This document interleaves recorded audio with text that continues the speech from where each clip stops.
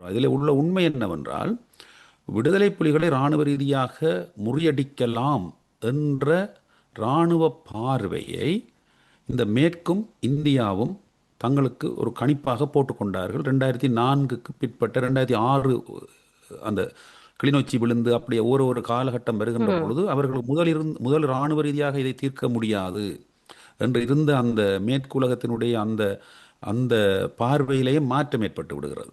ஏற்பட்டு அவர்கள் இந்தியாவோடு சேர்ந்து இது அழிக்கின்ற அழியக்கூடிய ஒரு நிலைக்கு போகின்றது என்பதை அவர்கள் முன்னுணர்ந்து கொண்டு அதற்கு தகுந்த மாதிரி தான் அவர்கள் செயற்பட்டார்கள். ஆகவே இந்த விடயத்திலே ஒருவருக்கொருவர் சளைத்தவர்கள் அல்ல என்ற வகையிலே தான் அவர்களுடைய ம். செயற்பாடு இருந்தது. கடலிலே அழிவுகள் நடைபெற்றன, தரையிலே அழிவுகள் நடைபெற்றன. இதுக்கெல்லாம் பலவிதமான ஒத்துழைப்புகள் வழங்கப்பட்டிருந்தன. குறிப்பாக ஏதாவது கடித தொடர்புகள் அல்லது கடித பரிமாற்றங்கள் தமிழ்நாட்டிலிருந்து யாருக்காவது அந்த மாதிரி ஏதாவது செய்திகள் உங்களுக்கு கிடைத்ததா வந்ததா? அது தொடர்பில் ஏதாவது சொல்ல முடியுமா? எனக்கு தெரியக்கூடியதாக கடைசி நேரங்களிலே ஒரு தொலைபேசி எனக்கு வந்தது. ஏனென்றால் பத்மநாதன் அவர்களை தொடர்பு கொள்வதிலே ஏதோ சிக்கல் இருந்தபடியினாலே இன்று அங்கே இருக்கின்ற ஒரு ஆசிரியர், திமுகவினுடைய ஒரு முக்கியமானவர், நான் பெயரை வேண்டிய அவசியம் இல்லை என்று நினைக்கின்றேன், அவர் அவசரமாக தமிழ்நெட்டோடு பேச விரும்புவதாக. அப்பொழுது நான் என்ன விடயம் என்று தொடர்பெடுத்து கேட்டபொழுது, நாங்கள் ஒரு கடிதம் ஒன்றை திரு கே.பி. பத்மநாதன் அவர்களோடு கதைத்து அதை அனுப்ப வேண்டிய இடத்துக்கு அது இன்னும் போகவில்லை. அப்போ ம். நாங்கள் ஒரு ஒரு கேட்போம் தானே, என்ன என்ன இதில் இருக்கின்ற ம். என்ன என்ன உள்ளடக்கத்தை எதிர்பார்க்கின்றீர்கள். ம். இதற்கு முதல் ஒரு கதை நான் சொல்ல வேண்டும். தலைவர் ம். அவர்கள் உட்பட விடுதலை புலிகளுடைய தலைமை சரணடைய தயாராக இருக்கின்றது என்று ஒரு கடிதத்தை தயாரித்து கேபி அவர்கள் எங்களுக்கு அனுப்பி அதை வெளியிடுமாறு கோரியிருந்தார் இது தமிழ்நெட்டிலே. எத்தனையாம் தேதி அளவுல இருக்கும்? இது திகதி நான் கணனியிலே பார்த்து, பழைய கணனியிலே போய் பார்த்தேன்னு உறுதிப்படுத்த வேண்டும். ஆனால் ம். இந்த விடயங்கள் எல்லாம் நான் 2009 மே மாதம் 30, 31ஆம் தேதி அளவிலே என்று நினைக்கின்றேன். விவரமாக அங்கே நெருக்கடியில் இருந்தபடினாலே அவ்வளவு விடயங்களை நாங்கள் ஒரு ஒளிப்பதிவாக என்னுடைய சாட்சியமாக ஒரு மணித்தியாலத்துக்கு மேலே பதிவு செய்து வைத்திருக்கின்றோம். அது நாங்கள் தேவை வருகின்ற பொழுது உரிய இடங்களிலே அதை கையளிப்போம் அல்லது ம். அது சம்பந்தமான வெளிப்படுத்துதலை செய்வோம். இன்று ஒரு நேர்காணலிலே நான் சரியான திகதிகள் எல்லாம் சொல்வது உடனடியாக சொல்ல முடியாது. ஆனால் அந்த அந்த அந்த அந்த சம்பவம் ம். வந்து அங்கே பதியப்பட்டிருக்கிறது. நிச்சயமா. அதாவது நீங்க இந்த தமிழ்நாட்டிலிருந்து வந்த ஒரு கடிதம் தொடர்புல சொல்லிட்டு இருந்தீங்க. அந்த ஆமா. கடிதத்தினுடைய அந்த விபரம் என்ன? அந்த கடிதத்தினுடைய, அதாவது முதலே சொல்லியிருந்தார்கள் தலைவர் உட்பட சரணாகதி அடைய தயாராக இருக்கின்றார் என்று கேபி அவர்கள் ஒரு அறிக்கையை வெளியிட முயற்சித்த பொழுது நாங்கள் அதை எங்களுக்கு ஏற்கனவே தரப்பட்டிருந்த ம். அறிவுறுத்தலின்படி. ம். சொல்லப்பட்டிருந்த அறிவிப்பின்படி அப்பொழுதுதான் நான் முதலாக கேபி அவர்களுக்கு சொல்லுகின்றேன், ஏற்கனவே எனக்கு நடேசன் அவர்கள் தலைவரூடாக இப்படி சொல்லியிருக்கின்றார், சிக்கலான அறிக்கைகள் எதுவும் வெளியிடுகின்றது என்றால் அங்கே நான் கேட்க வேண்டும். அப்போ அவர் சொன்னார், இப்பொழுது அங்கே எனக்கு தொடர்பு இல்லாமல் இருக்கின்றது, நாங்கள் ம். இப்போ டிப்ளமேட்டிக்காக வேலை செய்ய வேண்டும், இதிலே நீங்கள் எனக்கு ஒத்துழைக்க வேண்டும் ம். என்று என்னிடம் கேட்டுக்கொண்டார். நான் சொன்னேன், இதிலே ஒத்துழைக்க முடியாது, ஏனென்றால் இது எனக்கு தொடர்பு இருக்கின்றது தாயகத்திலே, அங்கே நான் கேட்டுவிட்டு தான் இதை வெளியிட முடியும் என்று. இதை நான் அங்கே நடேசன் அவர்களுக்கு அறிவித்த பின்னர் அவர்கள் மிகவும் கோபமடைந்தார்கள். இப்படியான ஒரு செயற்பாட்டை என்று இவர் செய்வார் என்று சொல்லி. அதுக்கு பிறகு 3 நாட்களாக எனக்கு பத்மநாதன் அவர்கள் தொடர்புக்கு வரவும் இல்லை, ம். அந்த இது வெளியிடவும் இல்லை நாங்கள். ம். ம். ம். ம். ஆகவே இப்படி ஒரு சம்பவம் நடைபெற்றிருந்தது. ஆனால் இறுதி நாட்களிலே நான் கவனித்த ஒன்றை நான் நேர்மையாக சொல்ல வேண்டும். கேபி அவர்கள் 24 மணித்தியாலும் தொடர்ச்சியாக தொலைபேசிகளை வைத்து நிறைய முயற்சி எடுத்துக்கொண்டு தான் இருந்தார். ம். அப்போ அவர் எனக்கு ஒரு கட்டத்திலே இந்த தமிழ்நாட்டில இருந்து இவர்கள் தொடர்பெடுத்து கேட்ட பொழுது நான் அவருக்கு எடுத்து சொன்னேன், ம். இப்படி தமிழ்நாட்டில இருந்து இப்படி தேடுகின்றார்கள், ஏதோ கடிதம் ஒன்று போக வேண்டிய இடத்துக்கு போக வேண்டும். அப்போ அவர் சினந்து கொண்டே சொன்னார், இவ்வளவு விஷயத்தை செய்வது இவர்கள் எல்லாம் அப்படி செய் இப்படி செய் என்று ஒவ்வொருத்தருக்கும் ஆளுக்கால் ஒவ்வொன்று சொல்லிக் ம். கொண்டிருக்கிறார்கள், நாங்களும் எல்லாத்தையும் செய்கின்றோம், ஆனால் சில விடயங்களிலே எல்லை தாண்டி போக முடியாது என்று சொன்னார். ம். மீண்டும் நான் அங்கே தொடர்பு எடுத்து தமிழ்நாட்டிலே இப்படி அவரோட தொடர்பு இருக்கிறது, அவர் இப்படி சொல்லுகின்றார், என்ன விடயம் என்று கொஞ்சம் கூட தெளிவாக சொல்லுங்கள் என்று கேட்ட பொழுது அவர்கள் ம். ம். சொன்னார்கள், ம். தமிழ்நாட்டில் இருக்கின்ற திமுக குடும்பத்திலே இருக்கின்ற ஒருவருடைய ஃபேக்ஸுக்குத்தான் ஒரு கடிதம் கேபி இடமிருந்து வந்திருக்கிறது என்றும், ம். ஆனால் அந்த கடிதம் அங்கேயே போயிருக்க கூடாது, அது ம். இலங்கையில இருக்கின்ற இந்திய தூதுவராலயத்துக்கு போயிருக்க வேண்டும், ம், அப்படித்தான் அந்த கடிதத்தை அனுப்புமாறு நாங்கள் கேட்டோம் கேபி அவர்களிடம். ஆனால் அவர் அங்கே அனுப்பவில்லை. அவர் இங்கே அனுப்பியிருக்கின்றார். இது செல்லுபடியாகாது. ம், அப்போ அவர் உள்ளடக்கத்தை சொல்லுகிறார்கள் இல்லை. கேபி அவர்களும் உள்ளடக்கத்தை சொல்லவில்லை எனக்கு. ஆனால் அவர் சினந்து கொண்டிருந்தார். அவர் இலங்கையில் இருக்கின்ற இந்திய தூதுவரத்துக்கு அந்த கடிதத்தை அனுப்பவில்லை என்று தான் நினைக்கின்றேன். அதாவது ம், இதுவும் ஒரு சரணாகதி போன்ற ஒரு மண்டியிடல் போன்ற எதை தமிழ்நெட்டிலே வெளியிட முயற்சித்து அவர்களால் முடியாமல் போனதோ அதை போன்ற ஒரு அறிவித்தலை ம், அங்கே இந்திய தூதுவரத்துக்கு அறிவிக்க வேண்டும். அதாவது ஒரு ம், சரணாகதியை அறிவிக்க வைத்து அதனூடாக இதை ஒரு வேறு ஒரு சித்தரிப்பை கொண்டு வருவதற்கு, அதாவது இறைமையை தமிழர்கள் மண்டியிட்டு விட்டார்கள் என்ற ம். ஒரு பதிவை மேற்கொள்வதற்கு ஒரு முயற்சி ஏதோ நடைபெற்றிருக்கின்றது. ஆனால் அதிலே கேபி அவர்களும் ஏதோ ஒரு காரணத்தினாலே அவர் சரியாக அதை செய்யவில்லை, வேண்டுமென்றே அதை தவிர்த்திருக்கின்றார். ஆகவே எங்கோ அவரிலேயும் நீண்ட நாட்களாக இந்த விடயங்களிலே கடமையாற்றியவர், சில எதிர்ப்புகள் தாயகத்திலிருந்து அவருக்கு சொல்லப்படுகின்ற பொழுது அதை கிரகித்து அவர் செயற்பட்டிருக்கிறதுக்கும் வாய்ப்பு இருக்கின்றது. ஆகவே முழுமையாக நாங்கள் அவரை பழி தீர்ப்பதாக நான் சொல்லவில்லை. இந்த சர்வதேச நெருக்கடி என்பது புவிசார் அரசியலிலே இராணுவ ரீதியான ம். நடவடிக்கைகளிலே மிகவும் நெருக்கடியான ஒரு சூழலே 30 வருடங்களாக தொடர்ந்து கொண்டிருந்த ஒரு போராட்டம். இப்ப கியூப புரட்சியாக இருக்கலாம், மற்ற மற்ற ஆயுத போராட்டங்கள், தேசிய விடுதலை போராட்டங்கள் எல்லாம் பெரிய பெரிய ம். ஏகாதிபத்தியங்களுக்கு எதிராக நடைபெற்ற போராட்டங்கள் எல்லாம் 2 3 வருடங்களில் நடந்து முடிந்து விட்டது. ஆனால் இது 30 வருடமாக நீங்கள் இருந்து கொண்டு அவர்களுடைய குகைக்குள்ளே இருந்து கொண்டு ஆயுதங்களை கொள்வனவு செய்து இப்படி போராட்டங்களை நடத்துகின்ற பொழுது நீங்கள் உங்களை அறியாமல் உங்களை சுற்றி அல்லது உங்களை அறிந்து கூட உங்களை சுற்றி பெரிய பெரிய சுருக்குகள் போடப்பட்டிருக்கும். ஆகவே ம். இதெல்லாம் அவர்களுக்குத்தான் வெளிச்சம். இந்த அடிப்படையில் நீங்கள் பார்க்கின்ற பொழுது கேபி அவர்கள் இலங்கைக்கு கொண்டு செல்லப்பட்டது கூட அது ஒரு முற்கூட்டிய திட்டமிடலாகத்தான் இருந்திருக்க வேண்டும். அவர்கள் கோத்தபாயாவினுடைய மாளிகைக்குத்தானே அவர் சென்றார். ஆமாம். அது இல்லையா? அது அடுத்த விடயம். அவர் இப்ப ம். கௌரவமான முறையில் வைக்கப்பட்டிருந்தார். இன்றும் அதெல்லாம் காரணம் வைக்கப்பட்டிருக்கிறார். வந்து ம். அமெரிக்காவினுடைய கட்டளைக்கு இணங்கத்தான் கோட்டபாய செயற்பட்டு கொண்டிருந்தார். அதுவும் குறிப்பாக ம். அமெரிக்காவில் இருந்த ஒரு பேராசிரியர், பென்டகனிலே இருந்த ம். புரொஃபசர் ஜேம்ஸ் கிளாட் என்று சொல்லுகின்றவர். அவர் இவருடைய நெருங்கிய நண்பர். ம். அவருடைய தொடர்பிலே தான் அந்த ம். நான் ஏற்கனவே குறிப்பிட்ட நடேசன் அவர்களுக்கு சொல்லப்பட்ட தகவலை வழங்கியவர் இருக்கிறார் அல்லவா, அந்த ம். ம். கப்பல் ஓ. வருவதற்கான ஒரு ஒழுங்கு இருக்கின்றது இறுதி நாட்களிலே. ம். அவர் கூட அந்த ஜேம்ஸ் கிளாடோடு தொடர்பிலே இருந்தவர். அவர் இப்பொழுதும் இலங்கையில் இருக்கின்றார். இந்த முன்னாள் ம். விடுதலை புலி அமெரிக்காவில் இருந்தவர். பிறகு இலங்கையிலே சென்று அமெரிக்கன் எம்பசியிலேயும் வேலை செய்து ம். இப்பொழுது சீன எம்பசியிலேயும் வேலை செய்து கொண்டிருக்கின்றார். நிச்சயமா. நான் பெயர்களை தேவையில்லாமல் குறிப்பிட வேண்டிய அவசியம் இல்லை. இவர்கள் எல்லாம் இந்த விடயங்களுக்கு சாட்சியமாக இருந்தவர்கள். ஆகவே இங்கே புவிசார் அரசியல் நெருக்கடி என்பது கேபிஐ போன்ற இதர பலரை வந்து இங்கே இங்கே வந்து ஒரு அழுத்தத்துக்குள்ளாக்கி வைத்திருந்தது என்பதுதான் உண்மை. அடுத்ததாக என்னுடைய கேள்வி என்ன அப்படின்னு சொன்னால், அந்த யுத்தத்தினுடைய இறுதி நாட்கள்ல வந்து ஒபாமாவோடு ஏதாவது ஒரு பேச்சுவார்த்தையோ அல்லது ஏதாவது ஒரு கடித போக்குவரத்து ஏதோ நடந்திருக்கு, அது சம்பந்தமானது ஏதாவது செய்திகள் இருக்கா? அதாவது ஒபாமா அவர்கள் அப்பொழுதுதான் பதவிக்கு வருகின்றார். ஹிலரி கிளின்டன் அங்கேயும் ஒரு ஆட்சி மாற்றம் நடைபெறுகிறது அமெரிக்காவிலே. அப்போ அவர் ஒபாமா வந்து இந்த போரை நிறுத்த வேண்டும் என்ற ஒரு சிந்தனை கொண்டு அவரிடம் சாடையாக வெளிப்பட்ட பொழுது அதற்கு நன்றி சொல்லி நடேசன் அவர்கள் 14ஆம் தேதி மே மாதம் 13ஆம் தேதி மே மாதம் ஒயிட் ஹவுஸ்ல வந்து ஒரு சின்ன ஒரு அறிக்கை கொண்ட இந்த தொனிப்பட ஏதோ ஒன்று செய்ய வேண்டும், ஒரு மனிதாபிமான அவலத்தை நிறுத்த வேண்டும் என்கின்ற ஒரு கருத்துப்பட அவர் சொன்ன பொழுது அதற்கு நன்றி கூறி அந்த கடிதம் ஒன்றை நடேசன் அவர்கள் 14ஆம் தேதி வரைந்திருந்தார். அந்த கடிதத்திலேயும் ஆயுதங்களை கைவிட வேண்டும் விடுதலை புலிகள் என்ற ஒரு கோரிக்கையை இவர் வைத்திருக்க வேண்டும் என்று நினைக்கின்றேன். ஒபாமா என்னுடைய அவர்கள். ம். இப்பொழுது என்னிடம் அந்த டெக்ஸ்ட் சரியாக இல்லை, பார்த்து சொல்வதற்கு உறுதிப்படுத்தி அது இணையத்தில் இருக்கின்றது. அந்த கடிதத்திலே இருக்கின்ற உள்ளடக்கத்துக்குத்தான் அவர் நாகரிகமாக நடேசன் அவர்கள் கொடுத்த அந்த பதிலே அதை வரவேற்று அவருடைய நோக்கத்தையும் வரவேற்று அவர் தலையிட வேண்டும். குறிப்பாக ம். ஐநாவுடைய பாதுகாப்பு செக்யூரிட்டி கவுன்சில் இவர்கள் எல்லாம் மிகவும் இதிலே தலையிடாமல் தவிர்த்து வருகின்றார்கள். சிக்கலாக இருக்கின்றது. நீங்கள் தலையிட வேண்டும், உங்களுடைய தலைமைத்துவத்தை இதிலே வெளிப்படுத்த வேண்டும் என்ற ஒரு ஒரு நல்ல ஒரு வெளிப்படுத்தலை நடேசன் அவர்கள் மேற்கொண்டது மட்டுமல்ல, மிக முக்கியமாக ஒரு விஷயத்தை அதில் குறிப்பிட்டிருந்தார். நாங்கள் எங்களுடைய ஆயுதங்கள் என்பது இந்த இறுதி தீர்வுக்கான உத்தரவாதம். ஆகவே இந்த ஆயுதங்களை கைவிடுவதென்ற பேச்சை எழுப்ப வேண்டாம் என்பதை மிகவும் நாகரிகமாக அவர் வெளிப்படுத்தியிருந்தார். அதையும் நான் இதிலே பதிவு செய்ய வேண்டும். 14ஆம் தேதி மே மாதம் இது தமிழ்நெட்டிலே அந்த அவருடைய கருத்து அங்கே வெளியிடப்பட்டிருக்கின்றது. நிச்சயமா.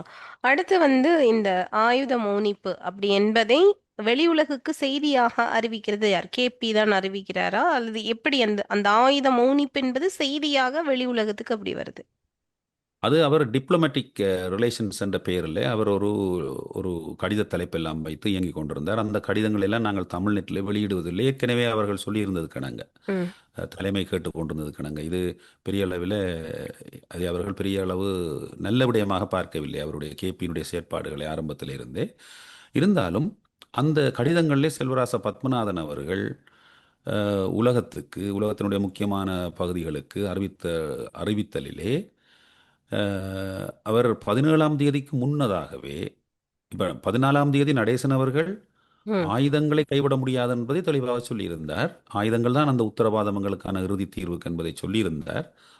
ஆனால் பத்மநாதன் அவர்கள் 14ஆம் தேதிக்கும் 17ஆம் தேதிக்கும் இடையிலேயே தெளிவாக சர்வதேச தரப்புகளுக்கு ஆயுதங்களை மௌனிக்கின்றோம் என்ற விடயத்தை தெரிவித்திருக்கின்றார். அதை நிச்சயம். எங்களுக்கு 17ஆம் தேதி தமிழ்நெட்டுக்கு தந்த செய்தியிலே அதை உறுதிப்படுத்தி அவர் ஒரு விடயத்தை சொல்லியிருந்தார். அதாவது, நாங்கள் அந்த மக்களுடைய இழப்புகளை கருத்தில் கொண்டு ஆயுதங்களை மௌனிக்கின்றோம் என்ற விடயத்தை சொல்லியிருந்தார். ஆயுதங்களை மௌனிப்பது, சைலன்சிங் த கன்ஸ் என்பது சரணாகதி அல்ல, மண்டியிடலும் அல்ல.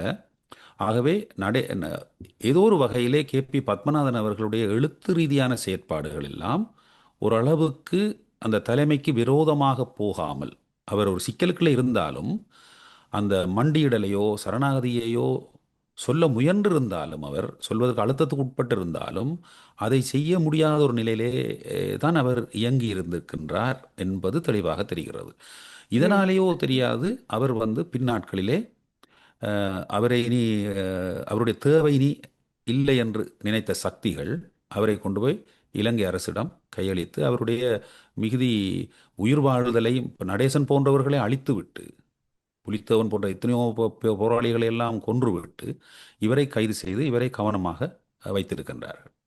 குறிப்பாக வந்து இதுக்கு பின்னதாக வந்த செய்திகள் 18, 19, 22, 24ல வந்த செய்திகள் தொடர்புல சொல்ல முடியுமா? அதாவது, நீங்கள் 17ஆம் திகதியே தளபதி சூசே அவர்கள் இந்த விடயத்தை தெளிவாக ம். சொல்லியிருந்தார். ஐசிஆர்சி என்னுடைய பங்கேற்றலை தாங்கள் கேட்டிருக்கின்றோம். மனிதாபிமான அவலம், பெரும் தொகை மக்கள் இறந்து கொண்டிருக்கின்றார்கள், அந்த விடயங்கள் எல்லாம் சொல்லியிருந்தார். அதை நாங்கள் அன்றே வெளியிட்டிருந்தோம். 17ஆம் தேதியே அந்த ஆடியோ ஒன்று தமிழ்நாட்டில் இருக்கக்கூடிய ஒரு திரையுலகத்தோடு சம்பந்தப்பட்ட ஒருவருக்கு வழங்கப்பட்டு அதிலே ம். பகுதிகள் வெட்டப்பட்ட ஒரு பகுதி எங்களுக்கு தரப்பட்டிருந்தது. அன்றே அதை வெளியிட்டிருந்தோம். அது இப்பொழுதும் தமிழ்நெட்டிலே அந்த அந்த ஒலி வடிவம் இருக்கின்றது. அது முழுமையானதல்ல, ஒரு பகுதி வெட்டப்பட்ட எங்களுக்கு ம். தரப்பட்ட, வெளியீட்டுக்காக தரப்பட்ட அந்த விடயம் இருக்கின்றது. அதே போல தொடர்ச்சியாக இந்த நீங்கள் கேட்கின்ற விடயம், நான் நினைக்கின்றேன் இந்த அறிவித்தல்கள், அறிவித்தல்கள். முரண்பாடுகள் ம். சம்பந்தமானது. ம். ஆமாம், அது சம்பந்தமாக மாறுபட்ட கருத்துக்களை ஒவ்வொரு பகுதிகள் சொல்லிக் கொண்டிருந்தார்கள். அந்த விடயங்களும் நாங்கள் பதியப்பட்டபடியே இன்றும் நீங்கள் தமிழ்நெட்டிலே போய் பார்க்கக்கூடிய மாதிரி இருக்கின்றது. நான் சொல்லுவதென்று சொன்னால் குறிப்பாக அஹ், அஹ், இந்த சூசை அவர்களுடைய குரல் உங்களுக்கு கேட்டிருக்கும். ம். அதை போன்ற பதிவு அங்கே இருக்கின்றது. அதே போல 17ஆம் திகதி எங்களுக்கு கேபி பத்மநாதன் அவர்கள் எடுத்து இனிமேல், இதுதான் முதன் முதல் நடைபெற்ற விடயம், ம். இனிமேல் தமிழ்நெட்டில் சர்வதேச உலகத்தையோ மேற்குலகத்தையோ இந்தியாவையோ விமர்சித்து நீங்கள் ஒன்றும் எழுதக்கூடாது என்று ஒரு கட்டளை ம். பிறப்பிக்கின்ற தொனியிலே என்னோடு பேசினார். ம்.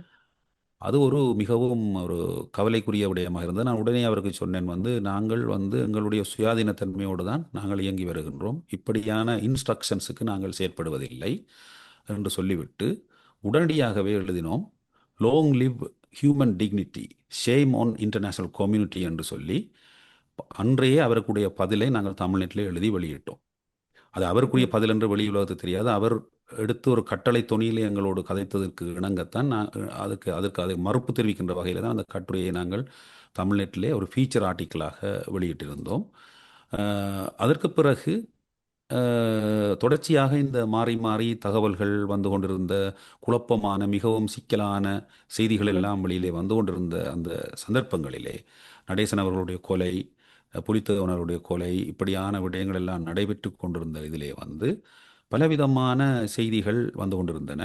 எங்களுக்கு அம், ஒரு ஒரு வைத்திய, அதாவது எங்களுடைய செய்தியாளரும் அங்கே 20ஆம் தேதி ஏப்ரலுக்கு பின்னர் இல்லாமல் போய்விட்டார். ம், தமிழ்நாட்டினுடைய சுயாதீன ஊடக சேட்டலைட் போனோடு அங்கே நின்று செய்தவர், அவர் மாத்தளனோடு அவர் அவருடைய தொழிற்பாடு இல்லாமல் போய்விட்டது. அப்பொழுது எங்களிடம் விடுதலை புலிகளோடு இருந்த தொடர்புகள் மட்டுமல்ல, வைத்தியர்களோடு, களம் வைத்தியர்கள் சிலரிடம் சேட்டலைட் போன்கள் இருந்தன, ம், அவர்களோடு இருந்த தொடர்புகள் ஊடாகத்தான் இந்த இயன்றளவு நாங்கள் எங்களுடைய முழுமையான செய்திகள் என்று சொல்ல முடியாது, அந்த செய்திகள் உறுதிப்படுத்தப்பட்ட செய்திகளை தான் நாங்கள் வெளியிடவும் முடியும். அந்த வகையில் மிகவும் மட்டுப்படுத்தப்பட்ட செய்திகள் தான் உண்மையாகவே போய்க் கொண்டிருந்தன. அந்த நேரத்திலே எங்களுக்கு தொடர்புகள் மிகவும் போதாதிருந்த சூழலிலே ஒரு மருத்துவ தொடர்பிலே வந்த செய்திகளிலே இன்னும் பதுங்கு குழிகளிலே மக்கள் இருக்கின்றார்கள் என்ற செய்தி, ம், 18ஆம் தேதி பெருங்கொலைகள் நடந்து கொண்டிருக்கின்றன என்ற செய்தி தான் எங்களுக்கு ஒரு சுருக்கமான தகவலாக கிடைத்திருந்தது. ம், இதைப் போல 18ஆம் தேதி அஹ், வந்து பத்மநாதன் அவர்கள் கூட இன்னொரு ம், செய்தியை கொண்டு வந்தார். அதாவது அஹ், தலைவர் உயிரோடு தான் இருக்கின்றார், நலமாக ம், இருக்கின்றார் என்ற செய்தியை 18ஆம் தேதி 9 மணி GMT மாலை ம், போல நாங்கள் அதை வெளியிட்டிருந்தோம். அது ஒரு நேர்காணல் போல நாங்கள் கேட்கின்ற கேள்விக்கு பத்மநாதன் அவர்கள் பதிலளித்திருந்தார். அப்படியான ஒரு நிலைப்பாட்டை தான் 18ஆம் தேதி அவர் வைத்திருந்தார். அதற்கு ம், பிறகு அதிலே அவர் இதையும் சொல்லியிருந்தார், இலங்கை அரசு என்பது இனிமேல் ஒரு சமாதான முயற்சிகளுக்கு கூட அணுகப்பட முடியாத ஒரு சக்தியாக அதை கருதப்பட வேண்டும், அந்த அளவு மிக கேவலமாக நடந்து கொண்டிருக்கின்றது என்ற கருத்தையும் அவர் வெளியிட்டிருந்தார். ம், அதற்கு பிறகு 19ஆம் தேதி இந்த பெருங்குற்றம், போர்க்குற்றமாக இது நடத்தப்பட்டிருக்கின்றது என்ற 2 அறிக்கைகளை அவர் வெளியிட்டிருந்தார். அதை நாங்கள் வெளியிட்டிருந்தோம். அதற்கு பின்னர் 22ஆம் தேதி ம், வந்து எங்களுக்கு இந்த விடுதலை புலிகளுடைய புலனாய்வுத் துறையினுடைய ஒரு ஒரு அதிகாரி, அறிவழகன் என்ற பெயரிலே இயங்கி வருபவர், தாயகத்திலே இருந்து தொடர்பு கொண்டு அஹ், தலைமை அஹ், பாதுகாப்பாக இருக்கின்றது என்ற ம், செய்தியையும், வதந்திகளை நம்ப வேண்டாம் என்ற தோரணையிலேயும் ஒரு செய்தியை சொல்லியிருந்தார்கள். இது விடுதலை புலிகளுடைய புலனாய்வுத் துறையினுடைய வெளிநாட்டில் இருக்கக்கூடியவர்கள் எங்களுக்கு தொடர்பு படுத்தி நாங்கள் கதைத்த பொழுது நாங்கள் சொல்லியிருந்தோம், இந்த செய்திகளை நாங்கள் உறுதிப்படுத்தாமல் வெளியிட முடியாது, இப்படி நீங்கள் சொல்லுகின்ற தகவல்களை என்று சொன்ன பொழுது, தாயகத்திலிருந்தே உங்களோடு தொடர்பு கொண்டு கதைப்பதற்கு அறிவழகன் என்பவர் தொடர்பு கொள்வார் என்று சொல்லியிருந்தார்கள். ம், அந்த அடிப்படையில் அவர் கதைத்திருந்தார். அவரும் இப்பொழுது அப்படி கதைத்தவர்களில் ஒருவர், அந்த தொலைபேசி உரையாடலில் எங்களோட கதைத்தவர்கள் ஒருவர் இப்பொழுதும் இருக்கின்றார், வெளிநாடு ஒன்றிலே இருக்கின்றார்.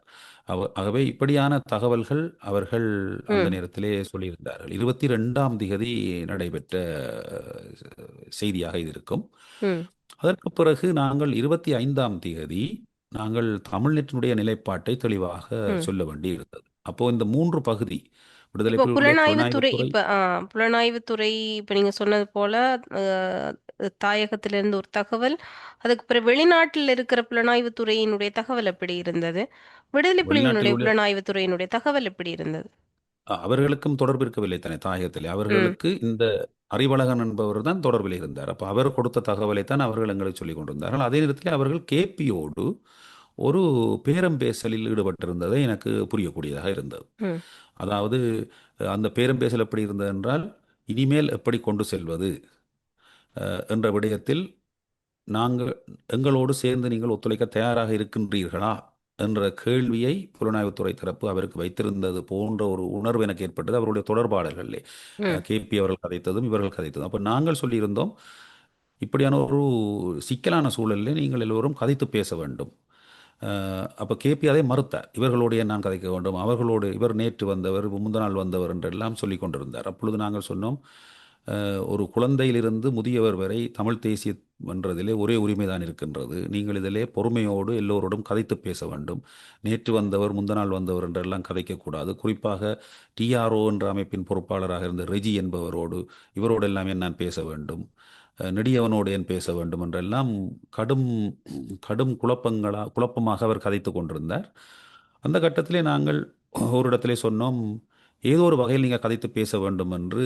எல்லோரும் என்னிடம்தான் இலக்கம் வாங்கி தொலைபேசி இலக்கத்தை வாங்கியிருந்தார்கள். கடற்புலிகளுடைய தரப்பு, புலனாய்வுத்துறையினுடைய தரப்பு, மற்றது இந்த புலம்பெயர் கட்டமைப்புகளுக்கு பொறுப்பாக இருந்தவர்களுடைய தரப்பு. இவர்கள் கதைத்து பேசுவதற்கு தயாராக இருந்தார்கள்.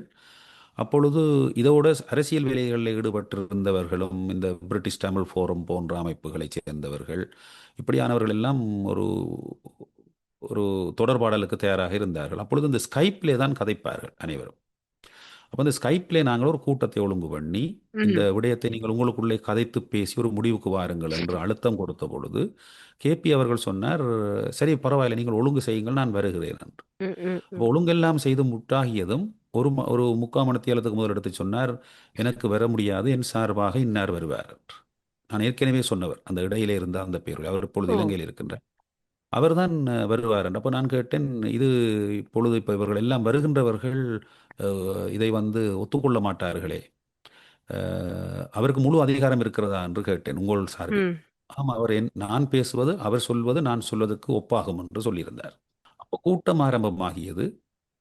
அப்போ நாங்கள் கூட்டத்திலே இதை சொல்லியிருந்தோம். சொன்னதும் அவர் ஒரு கேள்வியை கேட்டார்கள் மற்றவர்கள். அப்போ அவர் வரவில்லை என்றால், அப்போ இவர் தான் அவரை ம். பிரதிநிதித்துவப்படுத்துகின்றார் என்றால், இவர் சொல்வது, இந்த அன்னை சொல்வது அவர் சொல்வதற்கு சமனாகுமா என்ற கேள்வியை மற்றவர்களும் கேட்ட பொழுது அந்த வந்திருந்தவர் சொன்னார், கேபி சொல்வத கேபி அன்னை சொல்லுகின்ற அந்த விடயத்துக்கும் எனக்கும் சம்பந்தம் இல்லை, என்னுடைய கருத்தை தான் நான் இங்கே முன்வைக்கின்றேன், அவருடைய கருத்தாக அதை நீங்கள் எடுக்க முடியாது என்று சொல்லிவிட்டார். ஏனென்றால் இதெல்லாம் ஓ. பதிவாகும் என்று எது சிந்தித்ததாலோ என்னவோ தெரியாது, அவர் அதிலே மறுத்து விட்டார். அப்போ கேபி எனக்கு சொன்னது ஒன்று, அங்கே அவரால் அனுப்பப்பட்டவர் சொன்னது வேறொன்று. அப்போ அந்த கூட்டமே குழம்பி விட்டது. இப்படியான சூழலில் எவ்வாறு கதைத்து பேசுவது என்ற கேள்வியை அவர்கள் முன்வைக்க தொடங்கிவிட்டார்கள். அப்படியாகத்தான் இந்த நிகழ்வு நடைபெற்றது. நிச்சயமா. அதாவது உங்களுடைய ஊடகம் சார்ந்து நீங்கள் ஒரு நிலைப்பாட்டுக்கு வந்திருப்பீர்கள் இல்லையா? அதாவது தலைவருடைய இருப்போ, தலைவருடைய இறுதிக் கடன்கள் தொடர்புல நீங்க என்ன நிலைப்பாட்டுக்கு வந்திருந்தீங்க நீங்க?